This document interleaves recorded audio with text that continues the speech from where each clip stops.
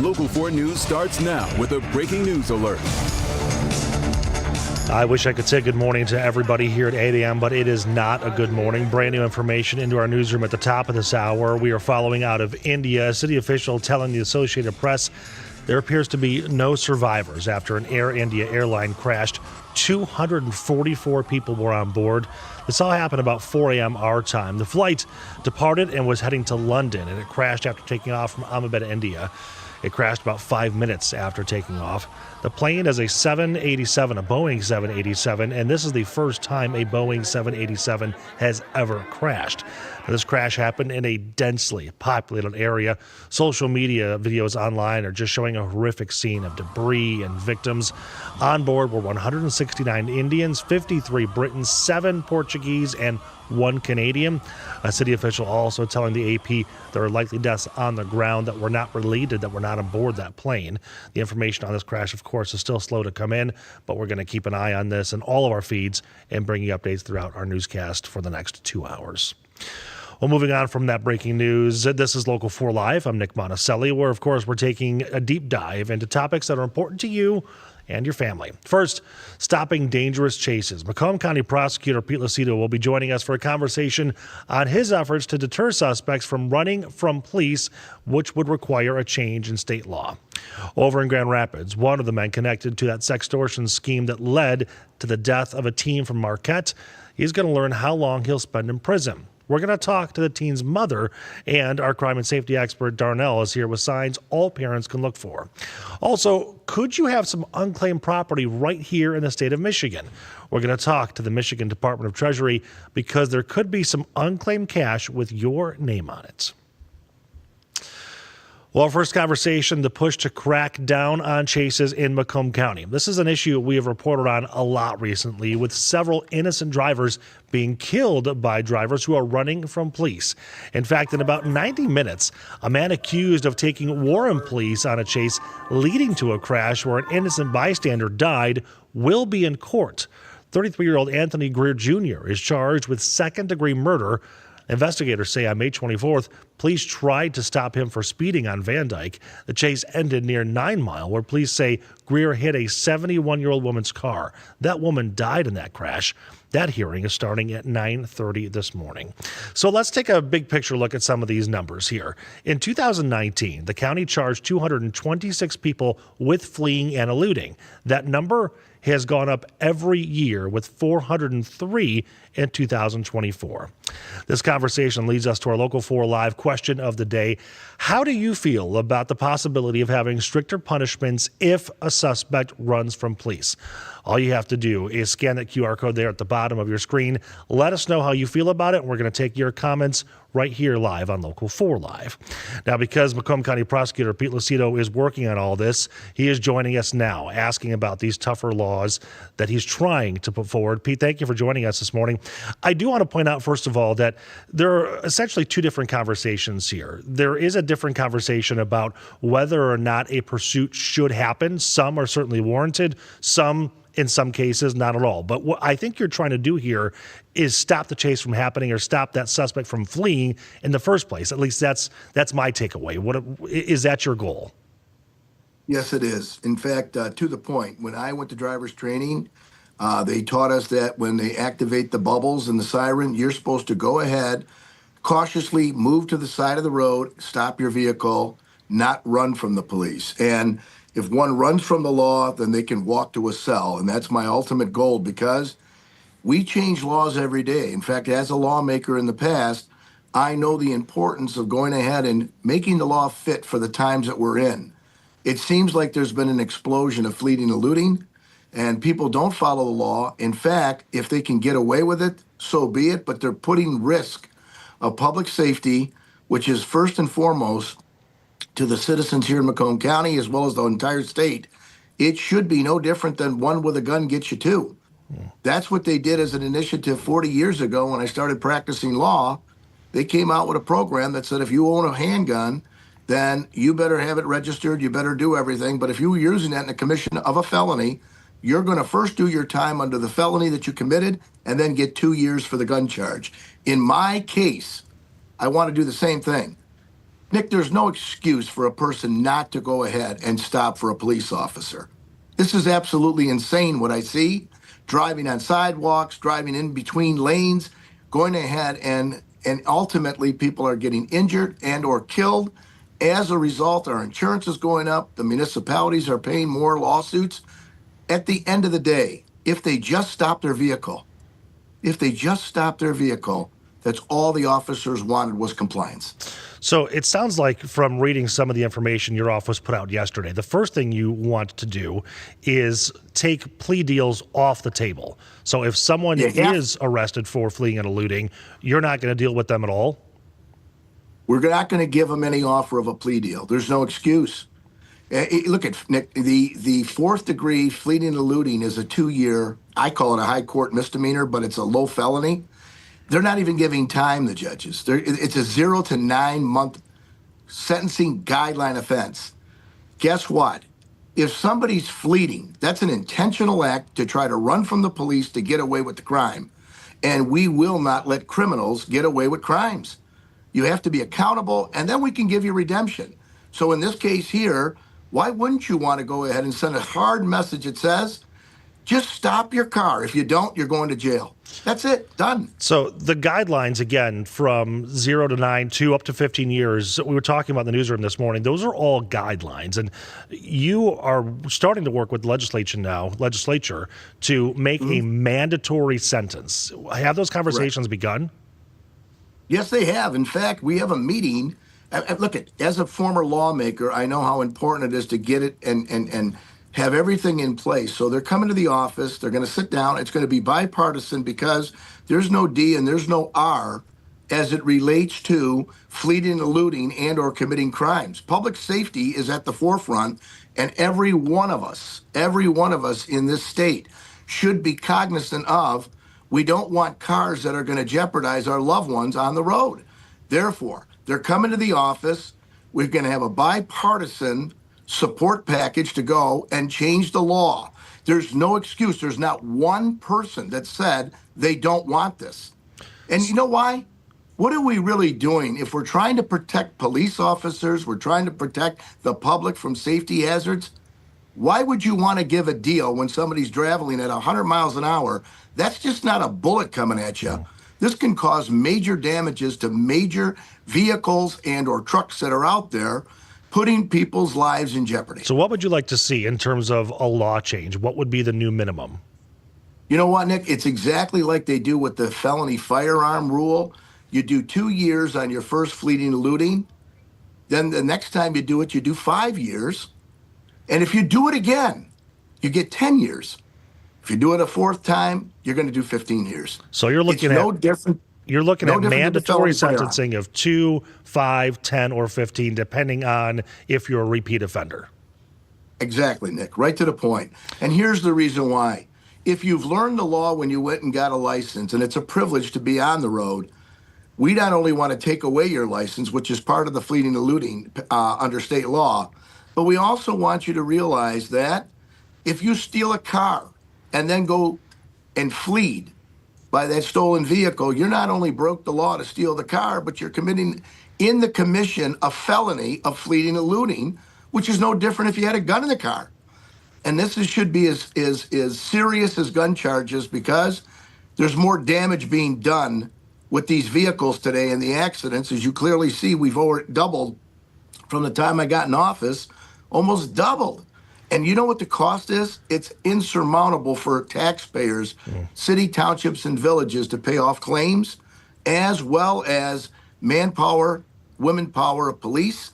Lastly, the risk of harm to public safety through these communities. All right, so Pete, I do have to ask you, we have seen a lot of chases in Metro Detroit over the past couple of years, specifically in Macomb County. Some of them, obviously, were absolutely warranted, especially when you're dealing with high-level crimes. Some, maybe not so much. Where are you on the line of when a pursuit should or should not happen? Good question.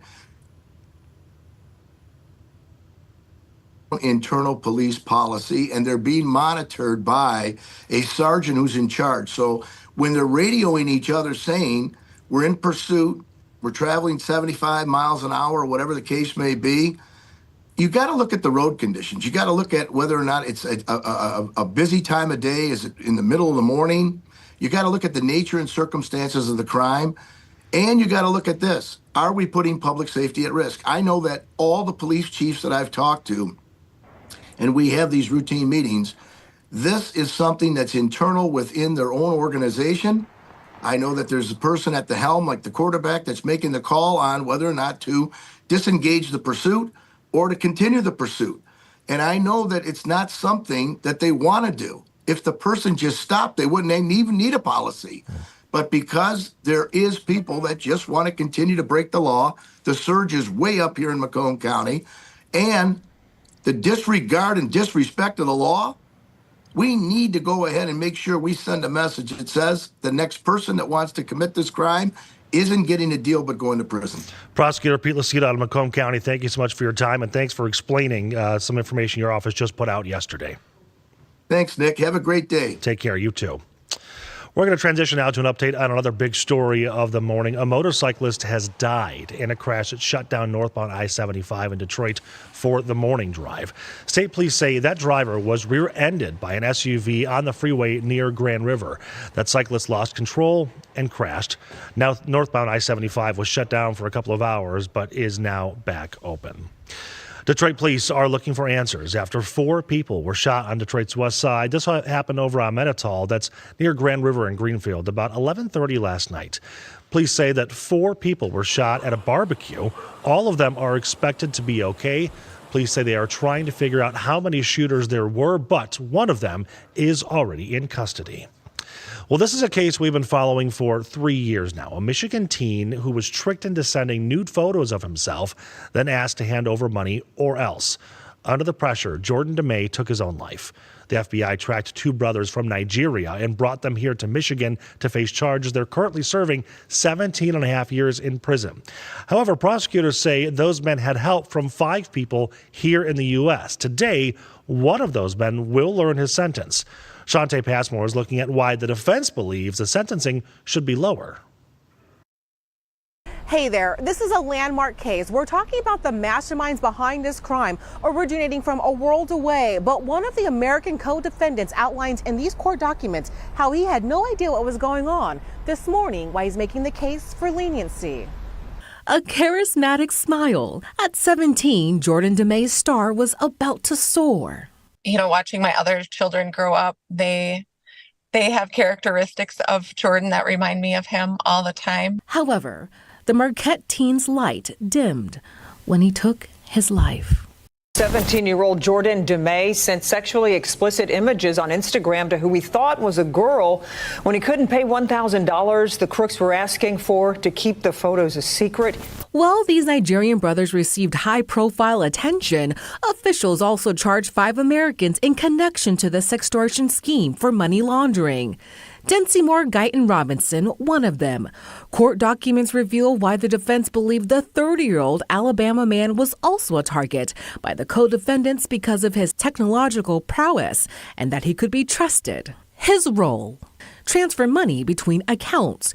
July 2024 is the first time he heard about the details concerning the source of money from federal agents. Following his arrest, the defense claims the Alabama man, who has no criminal history, helped the feds and pled guilty. What's the legal team asking for? Probation or home confinement? And also, the defense attached letters from Robinson's family, friends, and community leaders highlighting his character. That hearing is scheduled for 3 p.m. today. We did reach out to the Western District of Michigan, but have not heard back from them. I'm Shante Passmore, Local 4. Shante, thank you. Sadly, the DeMay story is not an isolated incident. The FBI says there has been a massive jump in the number of sextortion cases involving kids and especially teenagers. Darnell Blackburn is joining me this morning here on Local 4 Live to talk more about this. And first of all, Darnell, it is a very difficult subject to discuss with your children because obviously it's a taboo issue. And I can't imagine many teens wanting to tell mom and dad, yeah, I sent a nude photo of myself and now I'm being, blackmailed. So Nick, you're right. And that brings to light we should talk about the prevention of this happening. And so there's a number of things that, number one, having that open communication with parents, with your children, I should say, is so important. I mean, making them feel comfortable enough to know that you need to be safe more than be punished. Yeah. And so if something has transpired, there may be something that I have to say to you as a parent, but let's get to preventing this from happening. So when you talk about this thing happening, there's a number of things that we should teach our children to look for. Number one, have you ever seen the Catfish show, show Catfish? Yeah. I mean, it shows you so many things. Number one, if you're looking at a person, they're sending you a picture and it looks like a professional picture, and you're talking teens, or young people, and they have these magazine looking photos. It's too professional. It's too good to be true. That means that there's something there. Also, something to look for is whether or not the person tries to get involved with you. So if you've been communicating with somebody and they're, we should be in a relationship, and it's really I love you so much, like that early on kind of stuff. The early on pushy type thing, back down from that and just take note. And again, these are things that we can teach and talk to our kids about just as they progress into dating, just in general. Obviously, the top priority is not sending any ever. Don't even take them. Right. Don't take them. Because they're uploaded on a cloud somewhere anyway. Absolutely. On the cloud or on your phone, somebody gets a hold of it, and it's just a bad situation. And so, I mean, we can start with that. But realistically, just talking to young people and communicating these things, and if I'm involved or talking to somebody and I don't hear that person's voice, or more importantly, they don't FaceTime. They never show you their face. There's always an excuse. Absolutely. There's always something. Oh, well, my mom, or that is just a major, major red flag that a young person needs to look at. And we need to teach our young people this. And it's funny you say that too, because the common thread here is communication. And these are the things that we're afraid to talk about. We absolutely have to, though. We have to. And it's not that difficult if we start. Once you open the door. Yes. Once you open the door, it's not that bad. It's because the kids are smarter than we think they are. They are. My daughter tells me all the time that she's smarter than I think she is. Yeah. Well, every kid tells a parent right. So. All right, Darnell, thank you so much, man. I appreciate your insight and everything. Appreciate being here, Nick. Well, in about an hour here on Local 4 Live, Jordan DeMay's mother is going to join us live talking about today's sentencing and the fight to get justice for her son. Don't miss that conversation, because I'm sure she'll have a lot to say. Well, Ron Hilliard is going to join us in just a few minutes to check on a cloudy start to our Thursday, but he is tracking some shower chances on the horizon too, and what appears to be a beautiful week next week with some thunderstorms possible. As you're looking live at the Big House right now, we'll be back with Local 4 Live in just a few moments.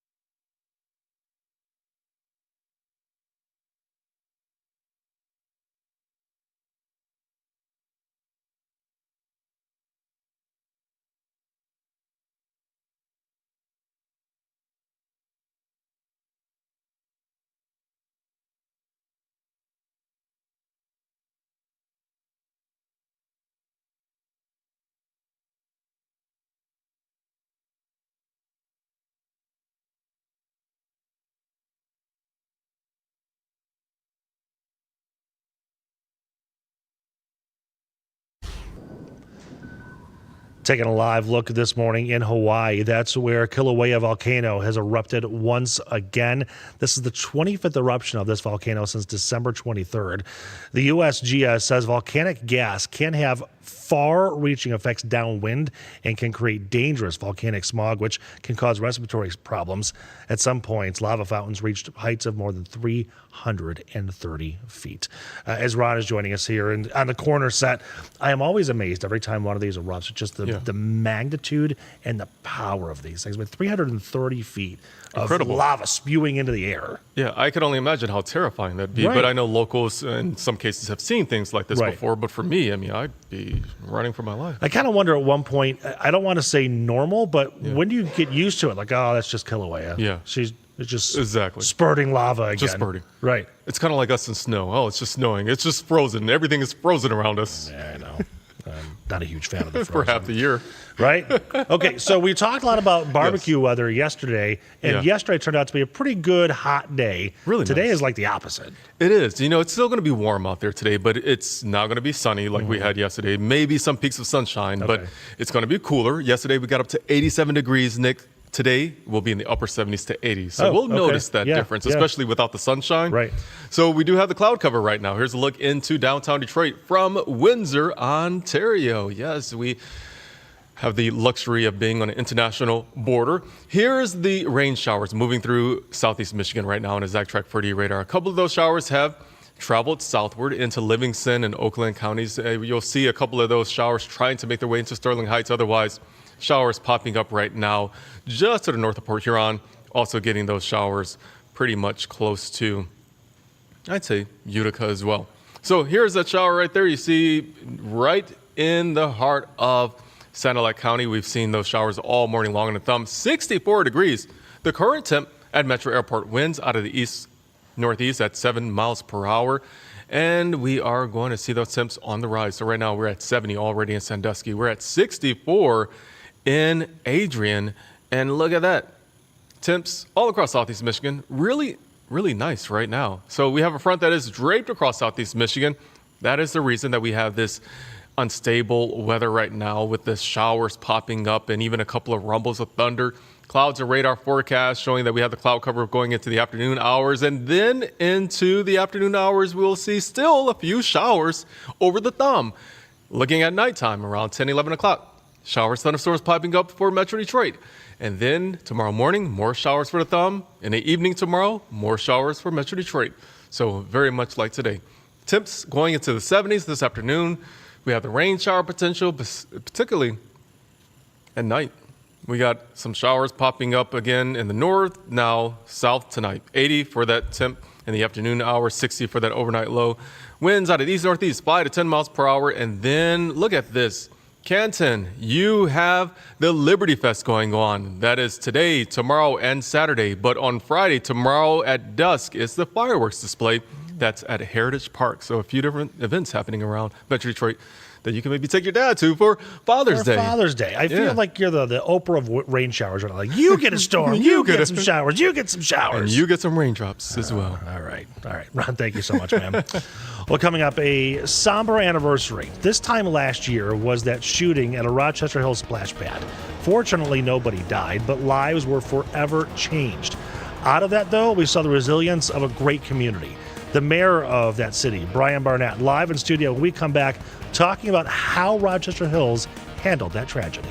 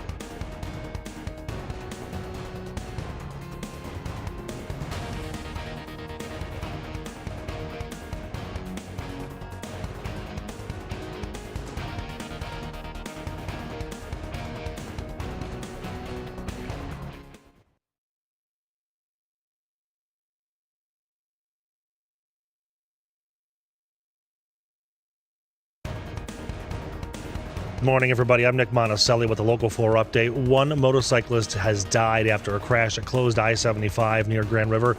Michigan State Police telling us a motorcycle was heading north on that freeway when the driver of a Chevy Trailblazer rear-ended the motorcycle, causing the driver to lose control. The victim was taken to a hospital where they died. No word on the condition of the driver of that SUV.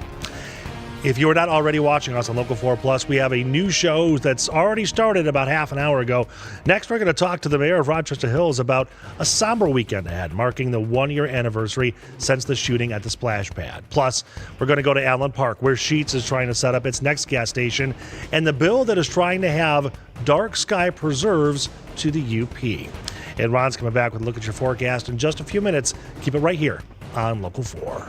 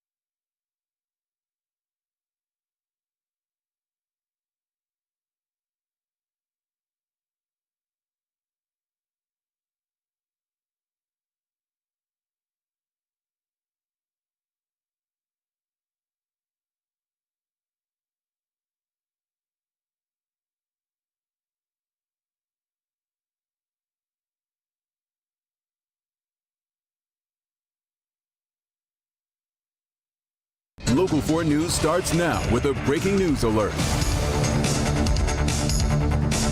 We're staying on top of the breaking news out of India this morning. These are live photos as the cameras kind of pan around and show you some of that destruction there. It appears there are no survivors from a plane crash in India. That's what a city police commissioner is telling the Associated Press right now.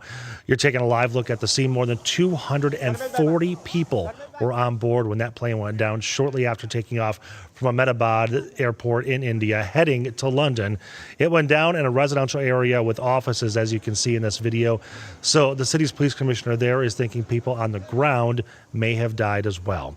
This crash happened at about 4 a.m. our time. The crew did give a mayday call to air traffic, and looking at some of the statistics online, it appears the plane never got above 625 feet in altitude. So we're going to keep an eye on this as those updates continue to come in. But again, it appears that there are no survivors in this plane crash, and there could be more on the ground that were not in the plane that could have died as well. Well, thank you for joining us for Local 4 Live here. This weekend marks the one-year anniversary of that splash pad shooting in Rochester Hills. Mayor Brian Barnett's going to join us live here in a moment. But first, some other big news headlines that we were watching throughout southeast Michigan here. There's about 30 minutes left on Los Angeles' curfew. While it is the focal point for nationwide anti-ICE protests, protesters are demanding ICE to stop deporting people. The Trump administration says it's necessary because entering the U.S. illegally illegally is a crime, despite LA officials saying most demonstrators are law-abiding citizens. U.S. Northern Command said Marines will soon be deployed to LA before the end of the week. Let's take a live look here at the futures board this morning. Some slight losses for stocks, if we can show you that. Yesterday, it happened. It's unclear what's going to happen today. Another report on inflation is due out today. We're going to talk about the producer price index here in a little bit. That's going to show inflation at the wholesale level. This is the final inflation report that will be released ahead of the Fed meeting that's happening next week. Something else we've been covering, the Sheetz saga for months now. From contentious city council meetings to unanimous votes, some communities have welcomed Sheetz, while others have shown them the door. The gas station chain is looking to open 50 to 60 new locations over the next several years, and they are making significant headway. Tonight in Allen Park, there's a public meeting about a proposed site. Priya Mann talked to existing concerned gas station owners. This is where Sheetz wants to build a new location. Right across the street, you have 2 gas stations already. And then behind the strip mall are homes. And the folks who live there, well, many of them are not in favor of a 24-hour gas station. Do you feel that they're getting preferential treatment? Absolutely. There's no question that they're getting preferential treatment. Bridget Gefto's property borders the site of a proposed Sheetz location at Southfield and Allen Roads in Allen Park. One of my biggest concerns is fuel trucks all day long coming right down this little alleyway right here, just 40 feet from my house. And then also the drive-through is set to be right here. She's worried about the increased traffic, light pollution, and noise from a 24-hour gas station. It makes me feel like it's all about big business and nobody cares. For 23 years, Rada Adas has owned this Marathon gas station that's right across the street from the proposed site. I am begging city officials to take this serious issue into consideration when they make their decision, because it's all in their hands. Last week, they were dismayed when the Planning Commission agreed to rezone the site from retail to a gas station. Tonight, the Zoning Board of Appeals is holding a public hearing and will consider 4 variances. Here's what the gas station is asking for. Sheetz wants a 36-foot wide driveway for bigger trucks, while other gas stations only get 30 feet. Sheetz wants to store 78,000 gallons of fuel, almost double what other gas stations are allowed. And Sheetz wants to build its gas station 200 feet from another gas station, while others have to be 500 feet apart. These ordinances are put by city officials to be followed, not to be broken. In just over a year, Sheetz went from a single location near Metro Airport to getting approvals to build 18 more across Metro Detroit. Now officials in Allen Park are considering whether to join the growing list. What do you want to say to the Zoning Board of Appeals? I ask the city officials to listen to the voters who elected them. They want to do whatever they have to do so that this business can be here. And how does that make you feel? It makes me feel like, why do we have city officials that are supposed to represent the community when they're not representing the community? In Allen Park, I'm Priya Mann, Local 4. All right, Priya, thank you. Here is what the company is saying about possibly moving into that Allen Park neighborhood. In a statement, it said, Sheetz is committed to being a good neighbor in every community we join.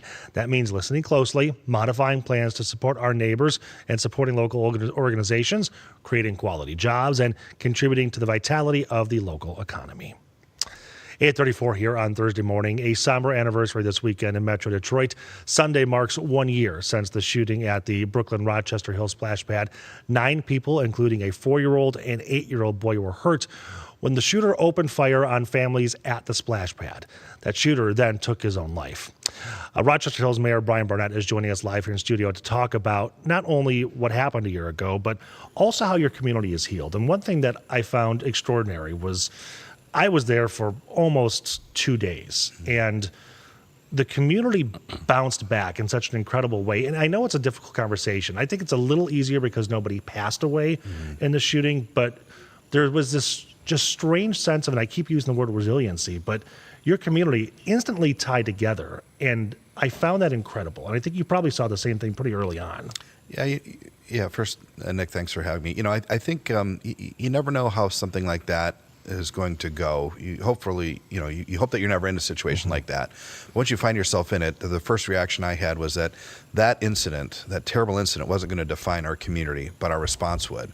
I said it optimistically, in hoping that that would be the case. And now a year later, I think in looking back at the way the communities responded, specifically that individual neighborhood, you're exactly right. I mean, resiliency was on display within hours, and neighbors helping neighbors, people who hadn't met before going out of their way to contribute in any way possible. It was it took tragedy and turned it into a lot of brilliant moments in a community in what could have been a dark scar for a long time. I've known you for several years, and you're a lot like me. I wear my emotions on my sleeves. I can't cover them up very well, and you're the same way.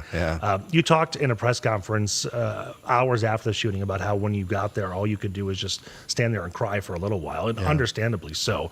But how were you able, and how did the community, and maybe what guidance were you getting about honoring what just happened, recognizing the horrifying acts that just happened, while trying to figure out what the next steps forward would be?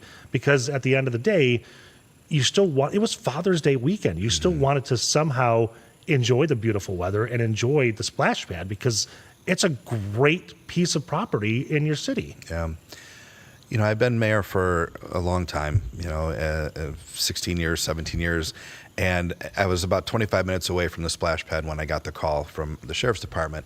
And the whole time I was driving back, I was just envisioning, and this sounds so strange, but the stoic leadership. Like, I needed to support my team on the ground, but I was going to be sort of this George Washington crossing the Potomac strong leader. Sure. And no I got emotions, there, don't show anything. Yeah, and I got there, and I saw these kids' shoes strewn all over, and ice cream cones that had been dropped that were melting, and I melted and just started crying. And I couldn't, at the time it was just a natural reaction. And there's so many emotions of that day, right? You swing through all of them, from shock to sadness to anger to confusion to all the things that you kind of race through. Did you feel weak in that moment, or did you allow yourself to process your emotions? I wouldn't use weak. That's what I mean. That's not how you should have felt. Yeah, no, it was raw. I mean, and I think I cried in the press conference, and afterwards, folks who I respect in the mental health community said that that's perfectly fine. That's an okay emotion. Whether it was or wasn't, that was who I was and what it was going to be. But we had calls from the White House and the governor and so many things. What helped me probably the most in the exact moment was almost 200 of my mayoral friends from across the country, many of them who had been through similar situations, were contacting me and giving me little bits of advice. And that was so incredibly helpful at a time when, I couldn't imagine. My city had been the safest city in Michigan 7 years in a row. It's the kind of thing you think can happen in Rochester Hills. And there we are standing in a scene of a mass shooting with helicopters over us and so much information coming in and so many different things to try to organize from social media and everything else. It was a little bit overwhelming. To have people that had been there before consoling, counseling, and encouraging was really important. What was some of the best advice you got on what the next steps should be? Well, there's all sorts of tactical things. How do you communicate? What's your cadence? I mean, there's so many inputs and outputs, people demanding to know what is the answer, what's happening now. Right. Too many cooks in the kitchen kind of thing? Yeah, communication cadence. But as a mayor who really loves his community, I wanted to just hug people. I wanted to find the folks that had been shot. I wanted to encourage them. I wanted to make sure that they were okay. I mean, at the beginning, we didn't know what the situation was going to be. You want to solve the situation. You want to stand with law enforcement. You want to project, optimism and encouragement to a community, but you also want to be there to listen. And then we had a lot of discussions that happened afterwards. Of course, we have a beautiful splash pad. Some people said you should never open it again. Some people said, really never open it again. Some people said yes, you should never open it again. Some people said you should open up the next day and show that we're a strong and resilient people. And somewhere in the middle, you try to find an answer that you're comfortable with, and how does a community heal and move forward. And I think that you used the word resiliency in the opener, and that has been a lesson for me. The people are resilient. A neighborhood can be resilient. A community can be resilient, and we've seen that in Rochester Hills. I know the victims early on, especially the mother who was shielding her children, families were doing that. They were critical, and you probably didn't get to have an opportunity to speak to them. But I know you did go to the hospital and you wanted to talk to people. First off, was even going to the hospital a difficult decision for you to make. Should you go and talk to them or stay back? And secondly, did they say anything about what they wanted you to do to take those next steps? Yeah. So we gave them the privacy of the hospital, but I went to all their homes when they returned to their homes and met in living rooms and played with kids and sat on the carpet. And we have developed, I think that's one of the things I'm proud of. And you know, again, you never know if you've done everything perfectly. You just kind of lead with your heart, at least I did, and try to take as much advice from people that you trust, from the mental health community to law enforcement. But we just tried to build authentic relationships with them and help them where they needed help. There were some community events coming up that we arranged special situations for them. We got them some special things that were unique. You know, our good friend Yulin, who lost his sight, the community came around real quickly and built a fence and built a special playground and connected them with resources. Every family situation was a little bit different. A unique thing is, you can imagine, most of them had young kids. They've connected with each other, and now they have a bit of a support group, a bit of a, you know, talk about, you know, a group that has a unique thread that binds them together, and they've built a bit of a community themselves. And so we've just tried to support them as much as we can. We've given them the respect this weekend to mark this remembrance in any way they feel is important. We're not doing anything at the splash pad on Father's Day, but we are going to have a recognition of resiliency in the neighborhood in the following month. And so, you know, I'm appreciative of so many people that have come together. Our community raised about $500,000 for these folks. But more so than that, it was the chalking on the neighborhood streets. It was 8 or 9 year old girls putting a lemonade stand, raising $32. I cried looking at those photos. It was the best of a community coming at the worst time a community's ever experienced. And I tell you what, it made me fall in love with Rochester Hills even more after being, you know, in a leadership position for so many years. I know that we talked a little later on after the fact about the balancing act that you had to perform. Well, again, acknowledging that, because it was still an active investigation for quite some time. It was still a crime scene for, I want to say, about 24 hours after the fact. But also, again, trying to figure out the best ways to guide your community and figure out how to help them. Where did you find yourself on which side of the fence you needed to be on, or did you stay right in the middle? I tried to have a couple sort of North Stars. One was we weren't going to make anything political. And there were folks on both sides saying, this is your opportunity to make this political statement. And this is your opportunity. About gun violence and gun control and things like that? On both sides, you know, because ironically, you know, the shooter's weapons were legal, but he had mental health issues. I mean, there were opportunities for people to jump in. And we said, we're not making any political statements. And then probably the best thing we did was we really relied on the mental health experts in our community who came from Oakland County, who came from different resources, Common Ground and other places, who just quietly listened and said, this is one of the things we would recommend would be important to consider. They never said, Mayor, you should do this or you shouldn't do this. And we really relied on them, from when we should reopen to changes that we needed to make to the splash pad itself, from repainting and making some visual changes. We have a resiliency center now that's in the neighborhood that's open, you know, 4 or 5 days a week to continue to give support. So I think a good mayor recognizes their strengths and their weaknesses. This was a weakness for me. I don't have a mental health background.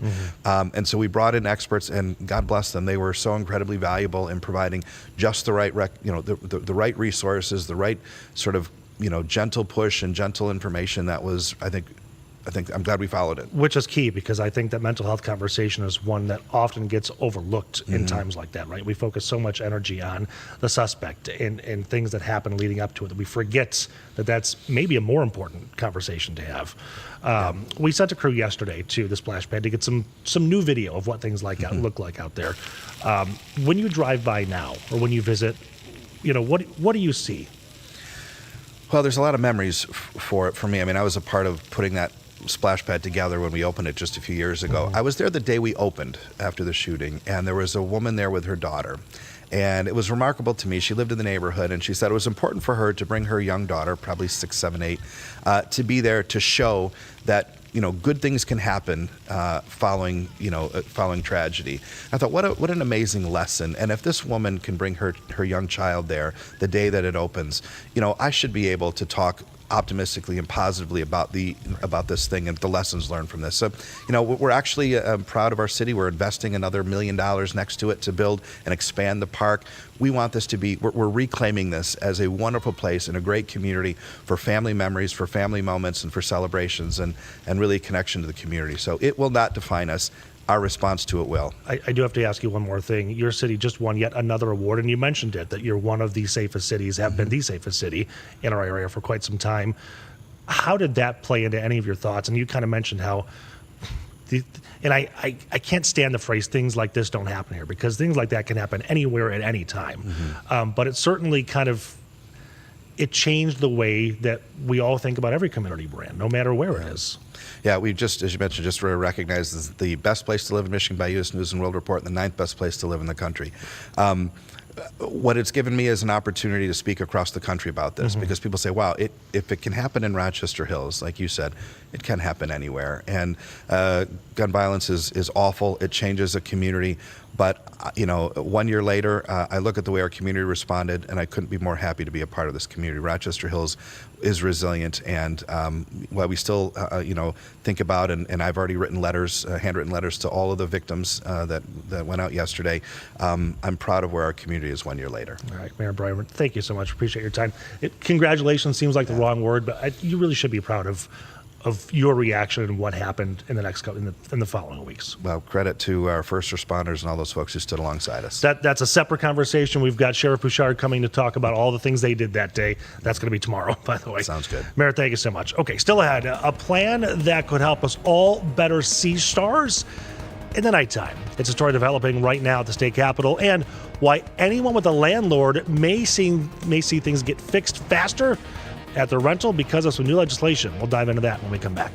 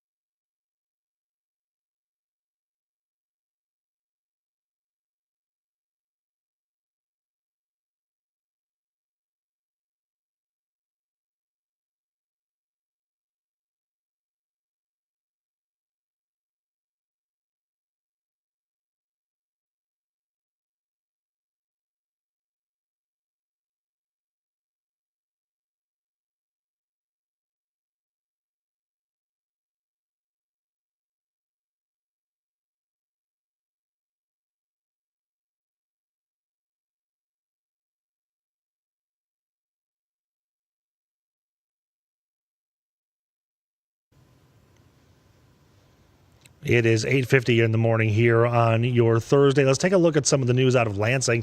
A new set of bills in the Michigan State Senate is looking to add more protections for renters. Senate Bills 19 and 20 would mandate landlords to adhere to strict repair deadlines. If maintenance is ignored, tenants could withhold their rent or deduct repair costs. Hazardous issues need to be fixed within 48 hours, and mold and pests within 72 hours, and other repairs within 1 week. The bills are now heading to the full Senate floor for consideration. Also in Lansing, lawmakers looking to change a law that says we can't have dark sky preserves in the UP. You're looking at an image right now from around 4 o'clock this morning from Isle Royal showing some northern lights. Dark sky preserves are special places where it can get really dark at night so you can see the stars and the northern lights even better. Some lawmakers are saying these places hurt jobs and the economy, while others say it keeps the night sky beautiful for future generations. So far, that bill needs to be approved by a committee and then voted on by the House and Senate before it would get to the desk of Governor Whitmer.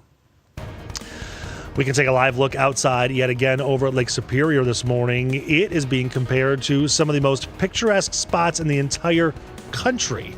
We'll talk about that lake when we come back in just a minute.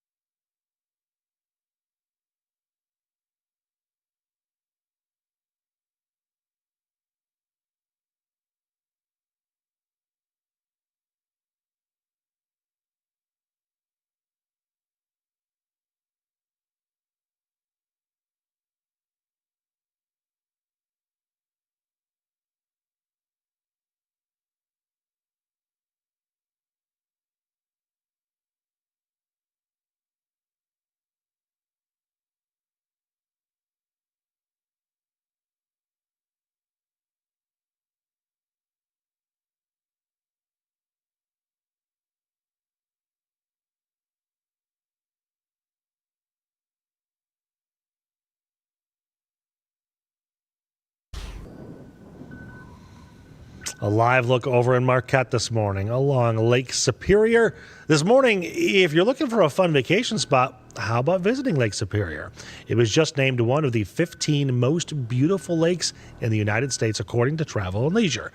Travel and Leisure said Lake Superior has stunning 2,800 miles of shoreline filled with sandstone cliffs, waterfalls, and sea caves, giving visitors a chance to hike, kayak, and enjoy the view. Ron is back over in the corner desk. I don't know if I'd say that's a big breaking news thing, though, because those of us here, we know that it's perfect up there. Oh, yeah, we know. Right? I mean, you're a big UP in like Northern Michigan I love Mackinac fan, right? You know, I haven't been there. Oh, but my mistake. But I admire it. And that's a good thing, right? Just, foot in mouth. You know, I'm one of those guys that watch those Pure Michigan ads, and I'm like, wow, that's so amazing. Right? And I just haven't made the trip. I should go there. It's so far away. Yeah, right. A few hours maybe at best. I got to do better, right? We'll take a road trip together. Yes. With some salmon and spaghetti. And a taco. I don't understand you. Okay. So we got cloudy conditions right now here in downtown Detroit, and some of us are getting a couple of peaks of sunshine. A Track 4D radar is showing that we've had some showers with us already today. A lot of that activity winding down for now, but we are not out of the woods for some showers. Now, we have some showers going into the weekend, maybe a couple of drops left over for early Sunday morning on Father's Day. Otherwise, Father's Day is looking really good. Then some chances of rain as we get into next week. So here's what it looks like with us going into the next few hours. We have mostly cloudy conditions this afternoon. We go into the nighttime hours with then a chance of some showers popping up around 10 and 11 o'clock. Those will then have a better chance of impacting us in Metro Detroit. Now, but as they move to the east, they will be fizzling out. So just because we have a better chance does not mean that you will get those rain showers. We go into tomorrow morning, some showers popping up once again with us. We have a chance of some showers in the evening here in Metro Detroit tomorrow. Now, we are looking at 60s here in Metro Detroit, a couple of 70-degree readings popping up or better. We have 72 right now in Sandusky, at 61 in Port Huron, 62 in Howell and Ann Arbor. Now, across the region, it is still chilly in the UP, 48 degrees right now in Marquette. We're a little bit milder as you go to the south of us, as you go into Ohio, with more of those 70s popping up. This front is impacting our weather, giving us those rain showers. It is right over Metro Detroit. We're getting up into the 70s this afternoon. And finally, by mid-afternoon, our high, right around 80 degrees. So enjoy it. We're going to be a little cooler by the thumb. Tonight, lows are going to be in the lower 50s to about 60 degrees, 60 for us in Detroit roughly. And then as you go into the thumb, we're in the lower to mid 50s. Here's what we have going into the weekend. A lot of people have events planned. Mid 70s, a couple of spotty showers you want to be prepared for. Sunday, Father's Day looking good, 78 degrees. And then we get back into the 80s next week with showers returning for Tuesday and Wednesday, Nick. That looks really, really, really good. Yeah, I like that forecast. If I may say so myself. I got to take it behind the scenes for a second. I am starving. Yeah. I am so hungry right now. And I have to wear a second microphone so producer Mary can hear me during commercial breaks. And I think all she can hear is my stomach just growling. Yes, it's hidden down here. Yeah, no, I feel you. Sorry, Mary. All right, Ron, thank you. Spaghetti, tell me. Oh, my gosh. I'll tell you, at this point, I would eat your salmon pasta tacos. I'll eat anything right now. Anything. All right. Thanks, man. Brand new stories and conversations coming up in our next hour, a half hour of news. Earlier at 8 o'clock, we told you about the sentencing set in Michigan for a sextortion case that led to the death of a Marquette teen. In the next half hour, we're going to talk to Jordan DeMay's mom about this big day for them. Then, why are allergies maybe worse right now, and the treatments that could bring you some relief. Also, you've got some money. It's owed to you, and you don't even know it. Up next, we're going to take you step by step through Michigan's program on how to claim it. We'll be back after a short break. Stay with us.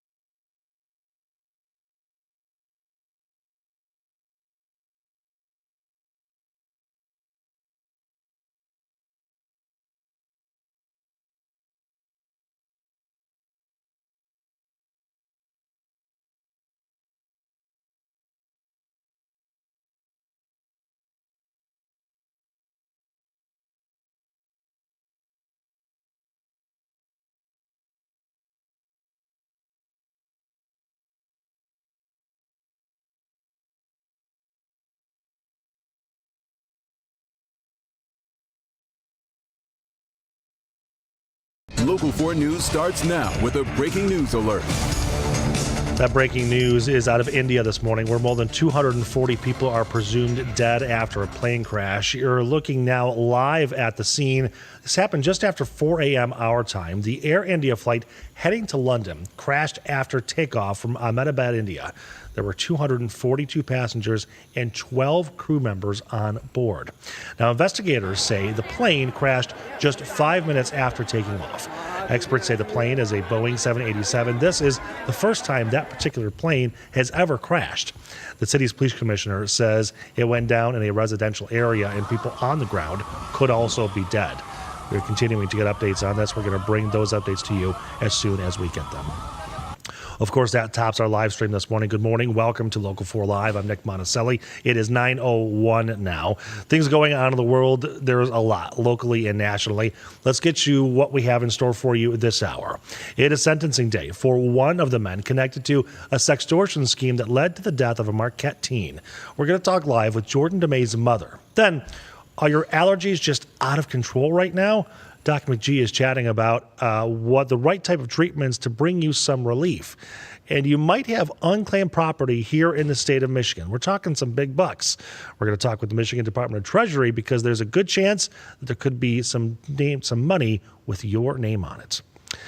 Let's start to our breaking news overnight. We are updating you on this story from I-75. A motorcyclist has died in a crash that shut down the northbound lanes of 75 in Detroit for the morning commute. Michigan State Police say that driver was rear-ended by an SUV on the expressway near Grand River. The motorcyclist lost control and then crashed. Northbound 75 was shut down for hours. It, though, is back open right now.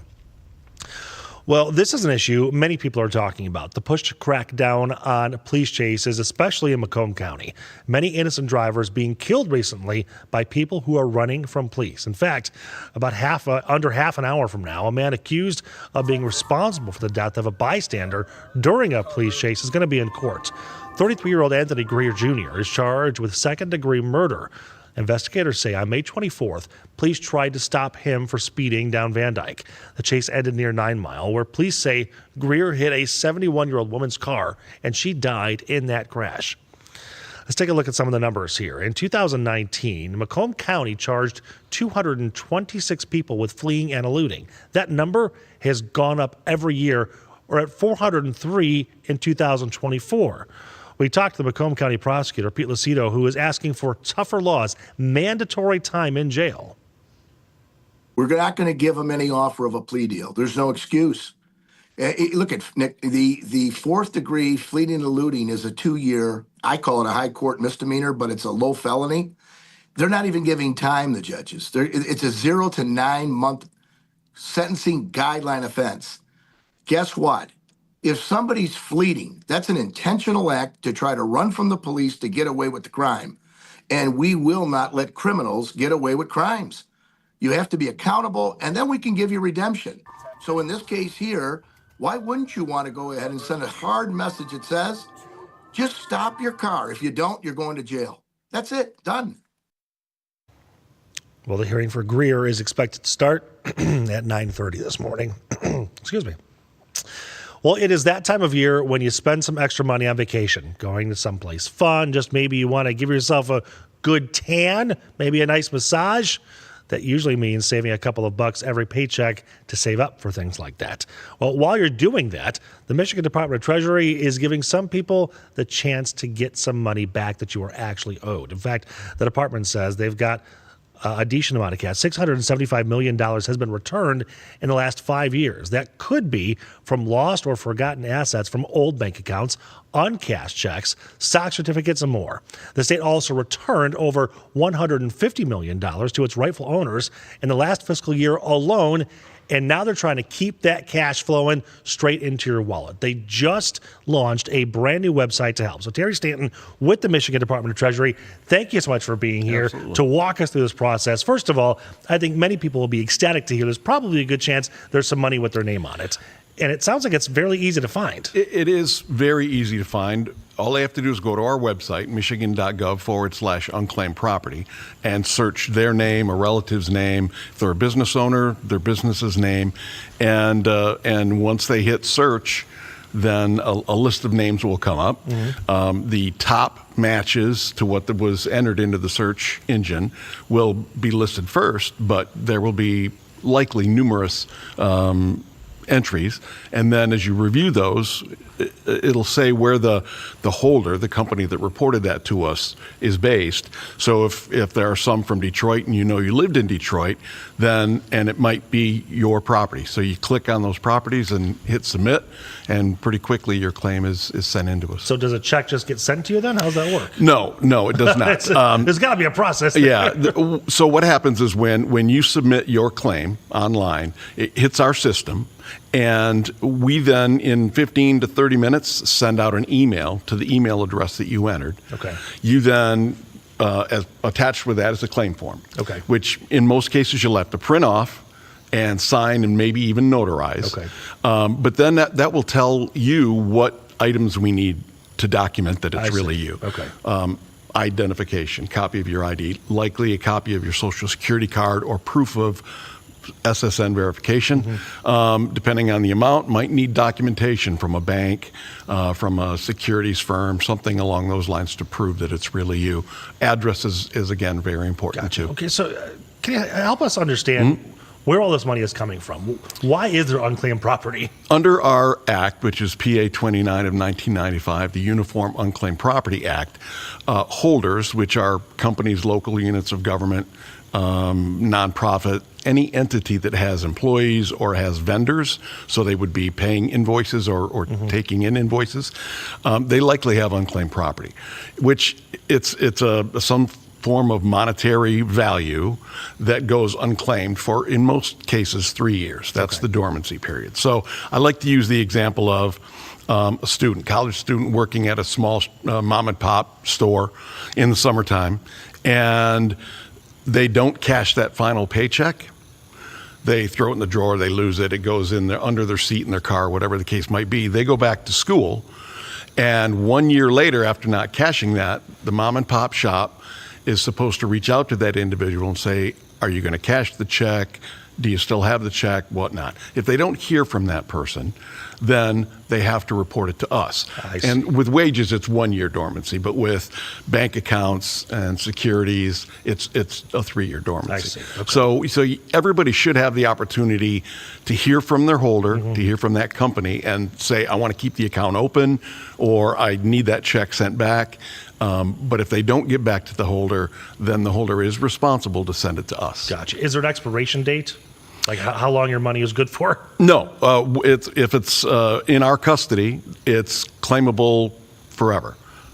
Gotcha. Okay. I don't know how difficult it is, but can you kind of walk us through what the process is like on the website? Absolutely. Like producers can pull it up and use a name. We'll use your name. Why not? You can use my name. That's okay. Trying to think of which one to monitor to look at. Okay, so any one of them, actually. Okay, so if you look at the bottom, that's what's live up right now. So Terry Stanton, and then you'll need my last name also. If you didn't, you put it in there. So now you can see all the properties that have come up that are either a Terry Stanton or some version of that. And it will, again, the best matches are at the top. There's a lot of them for you. Well, there's probably a lot of Terry Stantons out there. There are a lot of Terry Stantons out there. But you're the best one. Well, I thank you. But so you'd go through and you look and you see what company it is, the reporting company. You can see one says Northport. Right. So if I know I never lived in Northport or did business in Northport, that's not you. Probably not me. Gotcha. Okay. So Lake Leelanau then. So you just kind of go down the list. You go down the list. Right. If it's a holder or a company that you had interaction with, you had a financial relationship with, and it's in the city where you lived, then you would check that. You would hit the little claim button on the far left. I see. Okay, we're going to claim it. Well, sure. And so claim another one. You might as well claim another one. Sure, we'll claim the second one. Why not? And then if you toggle down, or you could hit the button in the right. Yep, continue to file claim. Review. And then review claim property. So toggle down, and it should show the properties there. Okay, so let's make the list of all the things you checked. Yep. So then again, there should be a green button. Another green button at the bottom down. there. Yeah, it's kind of covered up by our graphics down there, but there it is. All right, so we press that button. Press that button. Oh, yes, you have claimant to individual relationship. Okay. Yeah, so it'd be owner, I believe, is the yes. It's so small on the screens in front of us. And then you just enter your information. So again, we need name, address, social number, email address. So then from there is when it kind of goes to your offices, and then you reach out and say, okay, absolutely, let's verify all this is true. Yeah, absolutely. You click next, and then it's submitted to us. And then again, our system takes 15, 30 minutes to email you with your claim form. So I'm sure every case is probably different depending on how long it takes to verify. Absolutely. But is there an average of how long it takes to get some of your property back?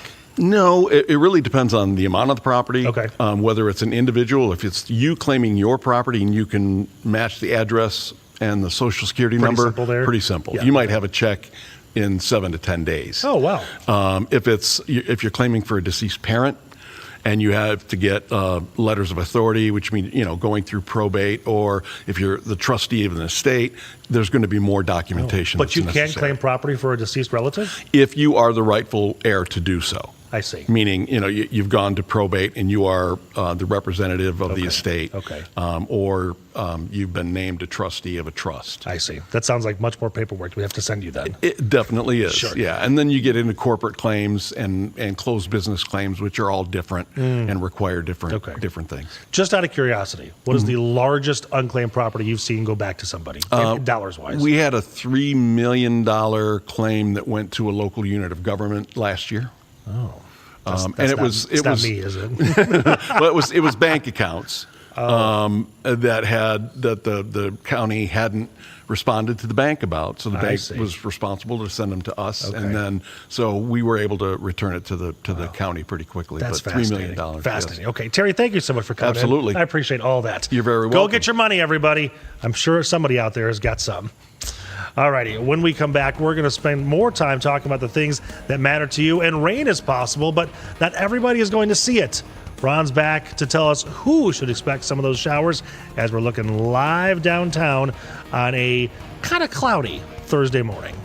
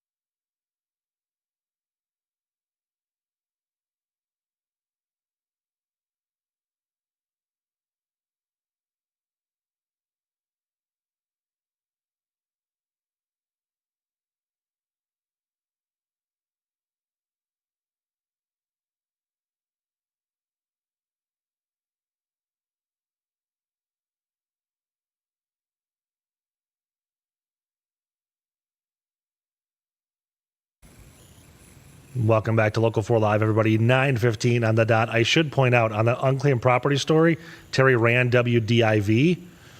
We've got some money coming too. So you probably have some as well somewhere.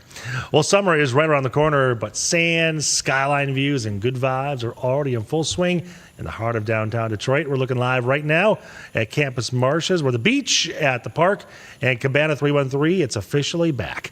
Organizers say this summer in the park we'll have things like taco and trivia Tuesdays, Saturday beach parties, and more summer vibes in the city. Speaking of tacos, we have the Taco King sitting right here.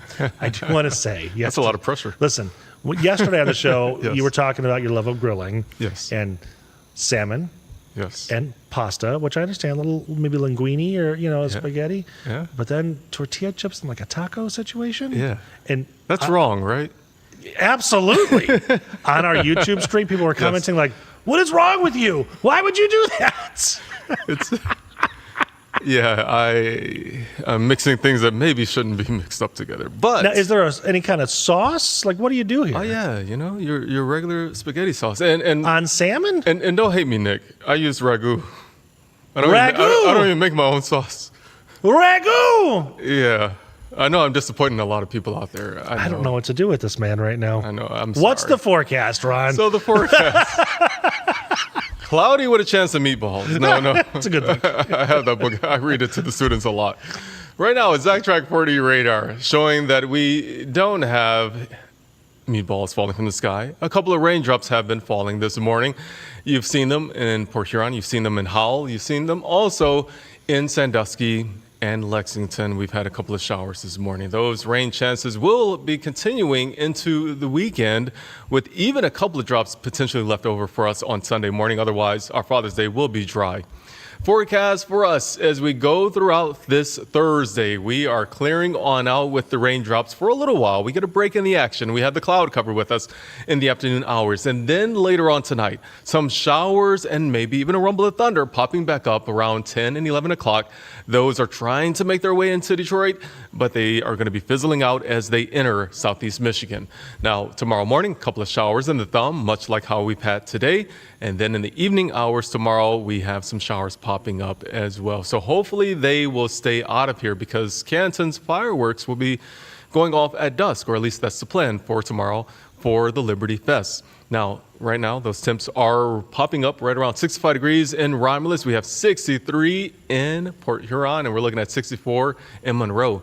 And we have those temps across the Great Lakes region, rather on the decent side right here in the Lower Peninsula at least. Lower Michigan looking pretty good, but look in the UP, we still are holding on to 48 degrees in Marquette.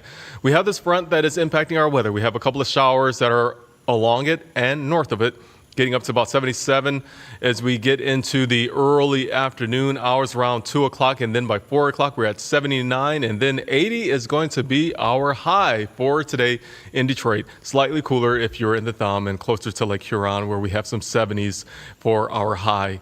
Now, if you are going to be out late at night, we're going to still be very comfortable. We have temps falling down into the 60s, those overnight lows at 60 in Detroit, 50s for the thumb. And then looking ahead, we have a weekend that is going to be slightly cooler than normal. This weekend, the average high would be about 80 degrees. We're going to be in the mid 70s. As we go into our Saturday, Sunday, we're in the upper 70s to near 80 degrees, so closer to normal. Drive for Father's Day, looking good out there. Redford has a festival as well, the community festival that's going to be happening. I think their fireworks is planned as well, I think on Friday at dusk. And Monday, Tuesday, and Wednesday, we're back into the lower to mid 80s with a chance of rain showers on Tuesday and Wednesday. So a lot of events happening around town. How bad of showers on Tuesday and Wednesday? So Tuesday and Wednesday, as of right now, it looks like we'll have some scattered showers in the forecast as well. We'll get a little bit more information with the data coming in, but it looks like there will be scattered as well. But nothing severe, no thunderstorms. Nothing severe in the forecast right now. Excellent. Okay. That's good news.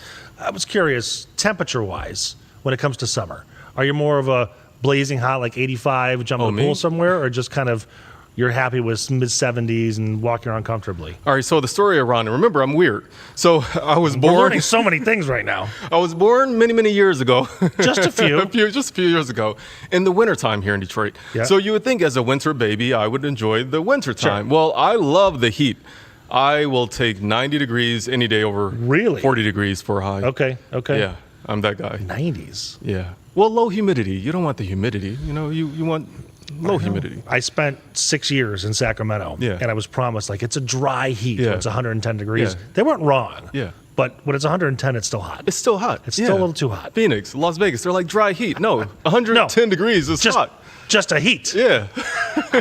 Ron, thanks, man. Let's take a live look in New York City right now. That is where the trial of Sean Diddy Combs and a potential juror could get dismissed from the trial entirely.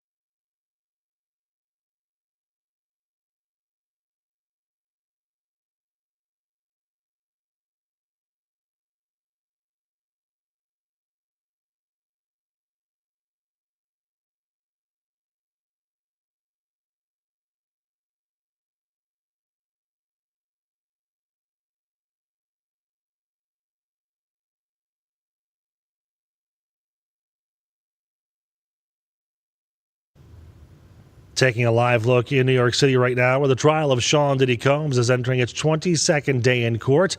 The judge is considering a request to dismiss one of the jurors. Prosecutors asked for a juror to be dismissed due to a, quote, lack of candor. A defense attorney accused the government of thinly veiled efforts to dismiss a black juror. The request was made as a witness under the pseudonym Jane took the stand again. The judge says a decision on the dismissal will be made by the end of the week after hearing from both sides. Well, this is very interesting. A major legal showdown is brewing between two Hollywood studios and an AI company. Disney and Universal are filing a lawsuit against the AI photo generation company Midjourney, citing copyright violations. The two companies say Midjourney trained its AI models on their intellectual property, claiming it generates images featuring their famous characters.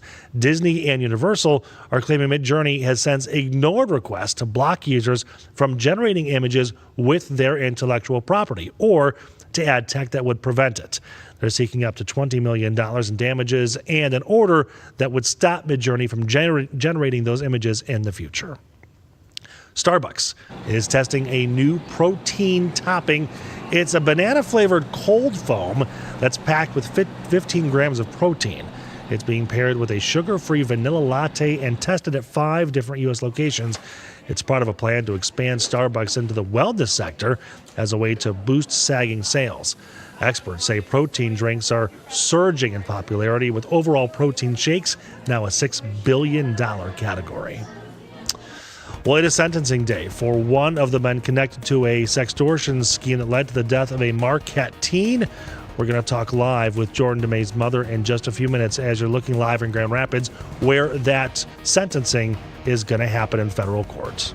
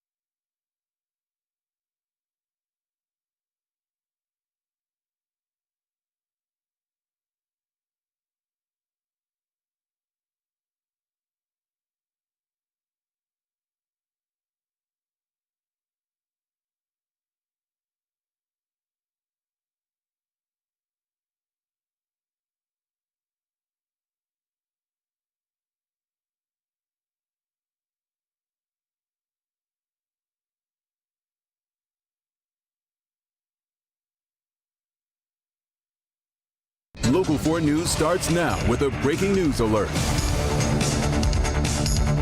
And we are going to start with that breaking news right now. We've been following it all morning long, and some new updates that have come into our newsroom. The Indian Army has been deployed to try to clear wreckage and treat the injured after a plane crashed in Ahmedabad. There were more than 240 people on board, and the city's police commissioner says it appears there are no survivors.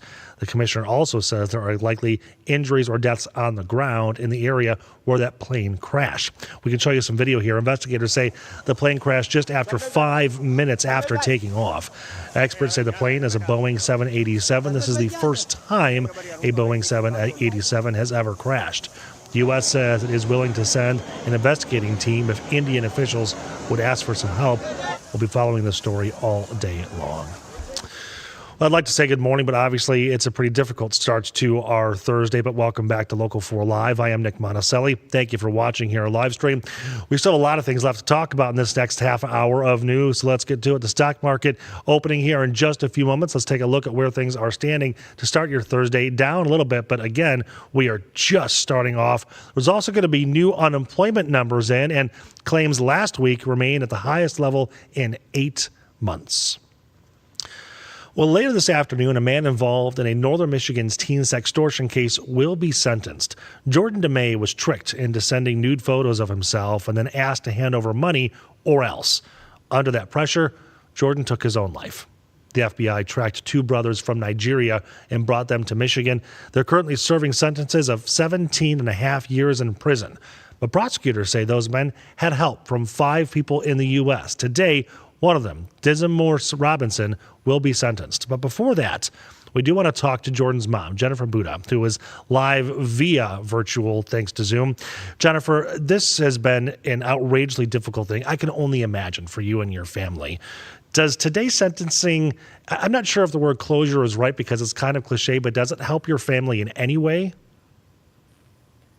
It's definitely another step forward in seeking justice for Jordan and, hoping for some change with these cases and these people that are doing this to our children. So I was discussing this earlier with Darnell, and this is a difficult conversation to have with your children, but I'm hoping, and maybe you're hoping too, that Jordan's case could maybe save other lives, because what happened to Jordan probably has happened to hundreds of other kids, just not knowing what to do or where to turn, where to go when something like this happens. It's a necessary conversation that needs to be had in every household. I know that in sharing Jordan's story, it is making a difference. It is teaching parents and kids and educators what to do if they find themselves in this situation. I a month ago got 4 messages from families within a 24-hour period that this had happened to their families. So it is definitely a conversation that needs to be had in every household today. And speaking of that, and I don't want to pry too much into your life, so if I do, please tell me, but I can't imagine a teenager wanting to discuss the fact that they're going through a sextortion issue with their parents. But what's your advice? How do you try to have that conversation? Because I mean, did you have conversations with Jordan like this, or did you have any idea something was going on? We had conversations with Jordan about, who you talk to online and what you share with people that you don't know. About financial sextortion specifically, we didn't really know that this was something that was happening. But now, this information is out there for parents to go sit down with your children. There are a lot of different resources talking about Jordan's story. There are presentations being done in school that can kind of make the gateway for making this conversation a little less uneasy. When this first happened and Jordan took his life, and then you started realizing what the reason was behind all of it, did you ever think you would get to a point where you would see sentencing and some form of punishment for what happened? Because cases like this often don't get prosecuted. They don't find these people. From the jump, it was very surreal that this was even something that could happen. And our Department of Justice and the FBI, they did amazing work by going forward and finding these people and bringing them here. And sometimes it's just unreal to me that this is how far Jordan's case has gone. And it's really making a change in how these cases are handled in the future. Mm-hmm. How long did it take you personally to process what had happened to Jordan? That must have been just a very strange process. I don't know that I've still fully processed it, but it was at least a year before things started to sink in, the reality of what had actually happened, and now moving into the criminal part of things where we would see people in court and be sentenced. Oftentimes when I speak to victims and their families who have gone through something tragic like this, there's some on the lines of they want to see a lot of punishment, some where they're able to forgive and they want to see some kind of rehabilitation. Where are you on that? At the end of the day, there is no sentence that will bring my son back. But what is happening is sending a message to the people who are participating in this activity that you can be caught, you can be found, you can be held accountable, and to leave our kids alone. So I think the message in and of itself is a great thing that will be there to protect other kids and give some other families some justice for what happened to their children. Well, thank you so much for having this conversation with us. And I am curious, again, this is a deeply personal thing that you and your family and Jordan have gone through. Did you have a conversation about remaining isolated and just letting the process play out, or early, I guess, when did you decide that you wanted to become kind of a spokesperson in the sense of trying to make sure that other kids don't go through something like Jordan did? From the moment that our local sheriff's department told us that this was a case of financial sextortion, the immediate response was, we have to tell everybody about it. Because if we didn't know about this, chances are every other parent that we knew didn't know about this either. And what were the conversations like with your relatives and your family members and friends that Jordan had gone through, trying to explain it to them? Because for most people, they don't get this. Everybody like us was not familiar with this crime, so it was really a learning curve for everybody. And now that I'm immersed in it, I'm learning more, the people around me are learning more, and we're helping to educate our communities outside of our communities so that people know what to do in this situation. So let me ask you this. What would your message to be to moms, dads, grandmas, grandpas, any kind of guardian, anybody who's watching over, specifically teenagers? What do you tell them about trying to have this difficult conversation? How do you do it? Sit your children down, let them know. Number one, there is nothing that they can't come to you with. You are there to help them and guide them through tough situations. As much as they may feel embarrassed if they find themselves in a situation where they have shared an image, they need to come forward, because the people behind this are professionals and it will escalate so quickly. There are so many different resources available to help you, including local law enforcement, the National Center for Missing and Exploited Children. And your life is worth so much. So please seek help if you find yourself in this situation. Well, it's interesting you say all that, because Darnell and I were having a conversation about an hour ago, obviously about you and your son. And I realized that as terrible as what happened is, maybe there's a silver lining here, because even me personally, my daughter is 12 going on 13, and we haven't had this conversation just yet. It needs to happen. But I'm realizing that your son's story is a perfect opportunity for me to have this conversation with her. Absolutely. Yeah. Jennifer, thank you so much for your time. And most importantly, all the work that you and your family have done on this. I know it is not an easy thing to do, but I think, again, as you mentioned, you are helping thousands of people and, again, saving a lot of lives. So thank you very much. Thank you. All right. One other local news headlines. A Detroit high school student is facing deportation after ICE denied his request for a stay of removal. Mikhail Duarte was 3 credits shy of graduating from Western High when he was pulled over on his way to a field trip. Local police contacted Customs and Border Protection, who quickly detained him. His lawyers confirm he was here illegally. The situation has sparked a huge outpouring of support from the Detroit school community. Many spoke out in his favor at a recent board meeting. Well, state senators Mary Cavanaugh, Rosemary Bayer, and Sylvia Santana and Stephanie Chang released a joint statement also calling for the release of the student. They said, in part, we must remember that behind every number, there are real human beings impacted, not just the individuals detained or deported, but also their families and their community. Meanwhile, more than 1,000 people marched through downtown Las Vegas last night, in solidarity with Los Angeles. Those demonstrations began outside of the Las Vegas ICE field office. Police declared an unlawful assembly, saying protesters were allegedly engaging in illegal activity.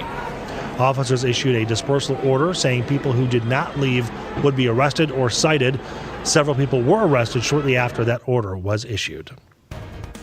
Okay, when we come back, we're going to take a closer look at a massive volcano that is erupting for the 25th time in less than 6 months.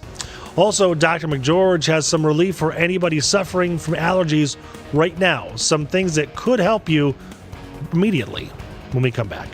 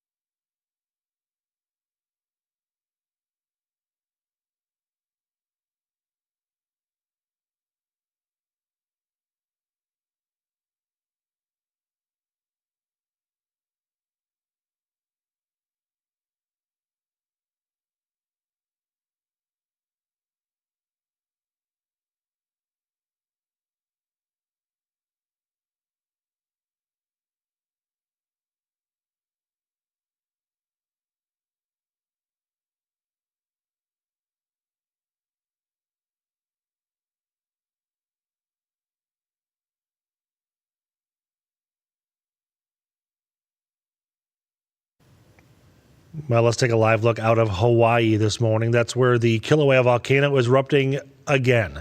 This is the 25th eruption of the volcano since December of last year. The USGS says volcanic gas can have some pretty far-reaching effects downwind and can create dangerous volcanic smog, which can cause breathing issues for natives. At some points, experts believe the lava fountains there in Hawaii have reached over 330 feet tall. Well, have you found yourself sniffling and sneezing a lot lately? It's a tough year if you have seasonal allergies, as spring allergies are still going on. Summer allergies are picking up as well. Doc McGee talked to a local allergy expert about the importance of staying ahead of your symptoms and the right type of treatments to actually bring you some relief. Allergies, of course, happen all year round for some people, but there are seasonalities to it. And so I'm joined by Dr. Devang Doshi. He is a Corewell Health allergy immunology specialist. And Dr. Doshi, thank you so much for joining me. Thank you. My pleasure. So, I started out by talking about the seasonality of allergies. Talk about how you see it in the office as far as different seasons and different sources of people's misery. Yeah, so as the pollen season starts every year in the spring, different pollens start coming out. So unfortunately, this year in March, we started dealing with tree pollen allergy. And then in about May, we started seeing grass pollen allergy. It probably started a little bit earlier, but then a lot of those seasonal allergies start blending in where if you're sensitized to tree pollen and grass pollen, it just starts where you develop symptoms because your exposure's there. And then you'll have more issues as the season goes on because newer allergens are emerging. So newer pollen is being released. So if you're one of these unfortunate ones that are sensitized to many different types of pollen outside, you can be really symptomatic from spring all the way till we get back into winter. So depending on the time of year, currently we're in tree and grass season. In the summer, we get into the weed pollen season. Then we get into ragweed and mold. So it literally goes in waves, as I like to call it. There's a definite season to it. And people can be sensitive, as you said, to multiple things in different seasons, but generally speaking, it holds through their life. They'll notice peaks during specific times of the year, right? Correct. Yeah. And it all depends on how much pollen is being emitted, outside on days like warm days, nice windy days. There's probably more pollen after rainfall, less pollen, but then mold can also sometimes be more after rainfall. But yeah, you could be sensitized to many different things and people will start serially remembering like, oh, last year I had the same kind of thing. I have this runny nose again. I'm sneezing. I feel congested. I've got watery, itchy eyes. And it almost is like deja vu. It keeps coming back every year, like the gift that keeps on giving. Well, so given the recurrent seasonality, deja vu aspect to it, I guess, should people be more proactive about treating their symptoms and how can they do that? Yeah, absolutely. So if it's somebody that's already been sort of tested at some point in their lifetime and they know that they're allergic to tree pollen or grass pollen and they have some idea of when their season is, we always suggest start your medicines ahead of time. That way you're ahead of the game. If you're ahead of the game, then when the pollen is out and we're starting to go outside and enjoy the beautiful weather, we're already on top of our medications and our symptoms won't be as bad as sort of working our way sort of back from that misery. So being ahead of the game is always a helpful thing if we know that. If it's something where we're starting to notice a pattern, then you may want to think about trying medicines to see first. And then obviously if it's more involved, you should probably check with your doctor before starting any of these medicines. Okay, so as far as medications go, talk about some of the medications, and let's maybe start with oral antihistamines over the counter. What should people think about there? Over-the-counter medicines are the best, probably easiest thing to start with, because it's going to work for most of the symptoms that people develop, whether it's eye, nose, throat, ear, any of those types of issues. For the most part, that's kind of our starting point. Then you can get a little more creative. You can add in eye drops. You can add in nose sprays. We're big fans of nasal saline irrigation or nasal saline sprays to try to help move some of the pollen that may build up into the nares. So there's a lot of different things you can start using. When we start getting to the point where we're starting to go to the store and we're buying multiple different things, that's probably when you want to check with your primary care and say, hey, is this okay? Am I okay to take all of these medicines at the same time because I'm not feeling well and it's really making an impact in my quality of life? And then they could choose whether or not if it's worthwhile seeing somebody that specializes in allergy, maybe getting tested to figure out if there are other medicines or other modalities of treatment that may be helpful. Now, I remember the days when nasal steroids, which is different than nasal saline. So saline is just a saltwater rinse, basically, right, for the audience. But nasal steroids specifically, I remember when they were prescription only, and now they're over the counter. When should people turn to nasal steroids, which are available like Costco even in multi-packs? Yeah, I mean, a lot of us, it's nice that they're available and people have access to them and they don't have to get a prescription. But we do have to be very cautious with those because, again, it is a steroid. It is a medicine that you have to use regularly, but there are side effects that people can get when they use those chronically. So nosebleeds is a big issue that you can see with excessive use of nasal saline or nasal steroid medications. So if someone is using them and it's helping, great. But if it's something that you need to keep taking on a regular basis, you certainly want to have that discussion with your doctor and make sure that that's an appropriate medicine to use on a regular basis or maybe even something long-term, because again, we have to be mindful of the side effects. And if someone's got other issues where they may have had nasal surgery in the past, or they may use a CPAP machine to sleep because of sleep apnea, you really need to be cautious and mindful of the kind of medicines that we're using in our nose. Interesting. All right. Now, for people with a lot of itchy red eye symptoms, I assume saline, just rinsing out your eyes, is one solution. But what about some of the eye drops that are antihistamines? Yeah. So you want to use the antihistamine specifically for allergy more than you want to use anything that claims to get the red out. The red out, you don't want something that's going to constrict blood vessels. You don't want to use saline that's got preservatives. So if saline that's preservative free is good, so we don't get irritation from the preservatives in saline. And then some of the over-the-counter antihistamine eye drops, specifically geared for allergy symptoms, are fantastic medicines. They work great, and we want to try to avoid rubbing the eyes excessively, and we certainly want to avoid damaging any parts of the eyes that are very delicate and sensitive. And then finally, I want to touch on, you had mentioned saline irrigation. My favorite happens to be neti pots. So I guess talk about the value of that and why people with allergies might want to consider that. Yeah, so if we think about it, a lot of the congestion, the mucus production, and things that we're getting in our nasal passages are in response to pollen, debris, and even, let's say, infections, bacteria, viruses, etc. Anything that's irritating the nasal passages or the mucosa, the lining, is going to cause a reaction where we develop swelling and a lot of mucus production and a lot of inflammation. So if we have medicines to take care of those things, but if we're proactive and we irrigated using a saline and we washed a lot of those particles out, whether it's pollen or viruses or whatnot, by washing and removing those, you're not allowing the tissue to react negatively. So we're basically being very proactive with managing symptoms rather than being sort of trying to treat the symptoms and the aftermath of that exposure.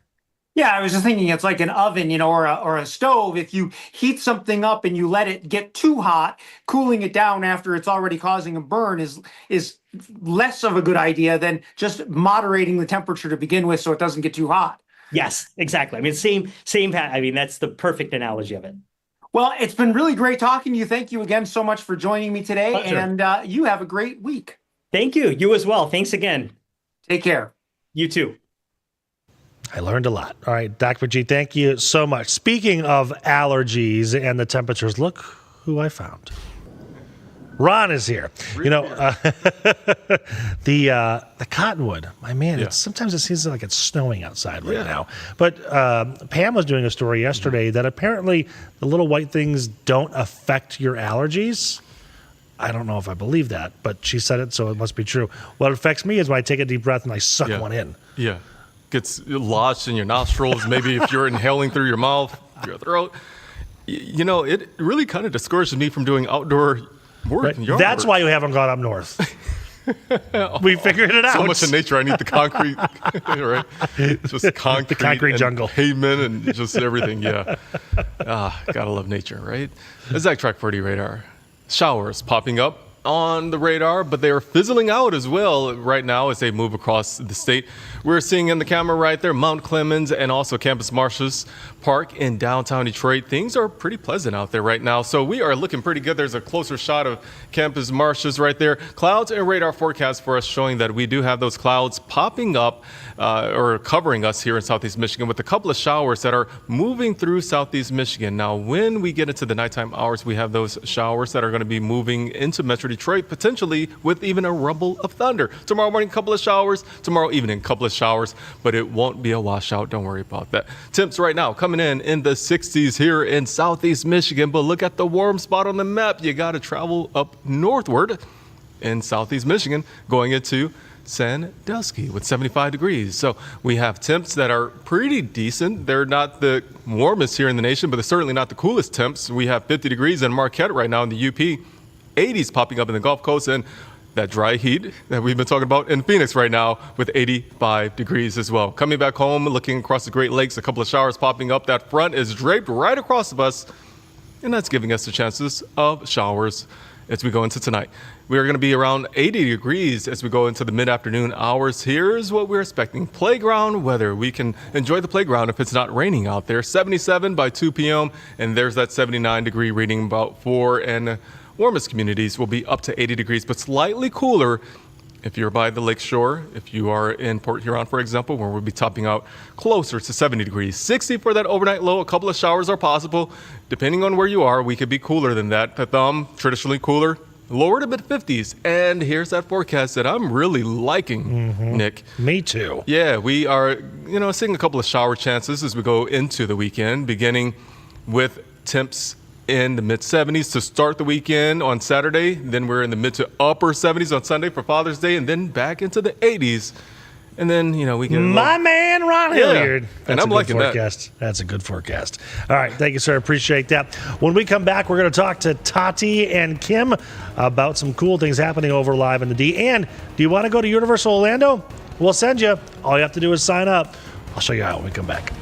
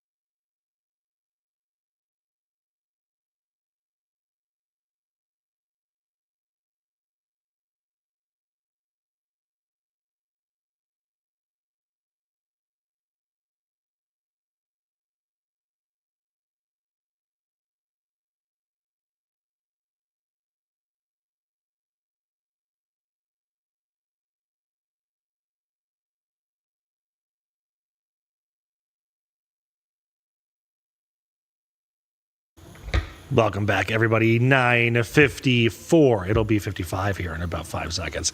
It's summertime. I don't blame you if you want to get away for a nice summer vacation. You're in luck because Universal Orlando is giving you the chance for a vacation of a lifetime to the new Epic Universe. One person and up to 3 guests have a chance to win an epic getaway. Here's what's included.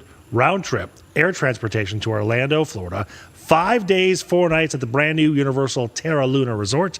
Plus, you'll also win 4 3-park, 3-day park-to-park passes, plus a 1-day Universal Epic Universe ticket. For official rules and to enter, go to clickondetroit.com/epic getaway. The winner is going to be announced live during the Ford fireworks. That's Monday, June 23rd, right here on Local 4. And no, Kim and Tati, you cannot enter to win. But I was just thinking about, like, imagine the family that does win that. That Right? is, like, That's such an gonna be amazing incredible start to the summer. It really is. Yeah. It really is. That's the kind of thing. So could I put in Patty Absolutely. Lamare? Yes. Get a different email address and be fine. This lady's name rhymes with you. It's crazy. It's crazy. All right, so coming up in Live the D, first of all, the zoo looked awesome yesterday. Oh, my God. What a dream phenomenal. that was yesterday, It was. being out there. We just kept having, like, all these vibes, like, we need to come back. We need to come back. You never take me to cool places. I'll take you. I'll definitely take you. It was mad. There's something about the Detroit Zoo. This is a jewel in our community Right. that I think I even took for granted. Mhm. Something about we went back. I did a story. Kimmy Yep. saw me feeding giraffes and feeding So cool. penguins. Except their tongues were, like reaching out What were they at It was beautiful. Beautiful day. We had a great time out It there. was We really so much did. fun. My favorite part, really, I didn't see a single animal because we were just, like, in and out. But the kids were coming up to the fountain, and it was a beautiful day yesterday. I too. know. It was perfect. It was perfect. amazing. 2,400 kids were there yesterday. Yes. Really? Yes. And that's just the summer. That's just how it goes. Yeah. I can barely deal with 3 of them. Tell me about it, right? Okay, what's going up today? Well, we're talking about, speaking of traveling, Dollywood. Yeah. Have you ever been to Dollywood? Never, but I get to go in a couple of weeks as a dance competition right in Pigeon Forge. We're excited I'm for sure you. we're going to have to take a little side trip to Why not? Dollywood. Doesn't this look like fun? It does look like and a lot it's of fun. crazy because this is the kind of place that I feel like a Michigan family would be like, let's go to Dollywood. sure. I want to go to Dollywood. Absolutely. And I don't have any children to entertain. But I mean, like, why not, right? Kid at heart. Exactly. I'm confused, though. If you get to do live shots at the zoo, why not just go live at Dollywood? You're right. From your mouth I guess to the God's drive is a little ears. far. Excuse me, producers Do all, Jay and do all the Natalie. suits hear this? Nick Monticelli Live has on the D on the expert- road. But also talk about Detroit Dye House. Detroit Dye House is coming on the show today. Oh, good. They're which- saying we're done. Oh, we're done. Okay. I'm Well, I so guess you got to sorry. watch the show. There you go. Make it a great Wednesday, everybody. Thursday. It's Thursday. Yes. Thursday.